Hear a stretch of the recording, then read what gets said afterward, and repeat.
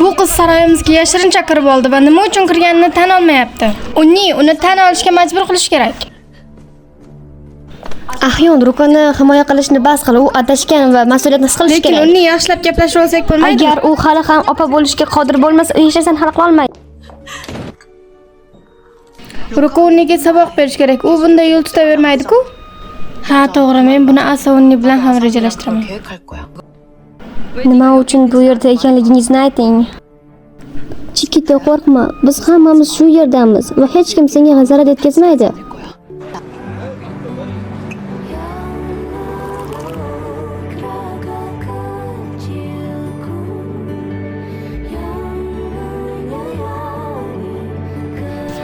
Uyga qayt, Chikita. Men senga konsertni tomosha qilishingga va'da beraman. Demak, u bu yerga o'sha Marjon tufayli kelganmi? Uni hozir haydab yubormang, Yasa. Harita, meni kechiring. Siz hech qachon katta opa bo'lishga loyiq bo'lmagansiz. Ruka, qachon opa bo'lishda yaxshi bo'lgansan?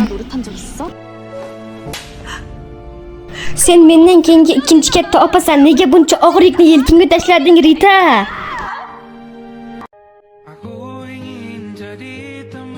Bilaman, biz bir-birimizni tanimaymiz, lekin sen och bo'lsang kerak.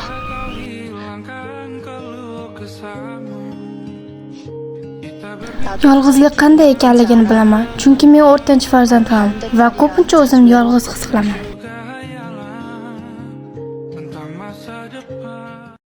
Davomi bor, sizlar bilan Yona va Jenruka.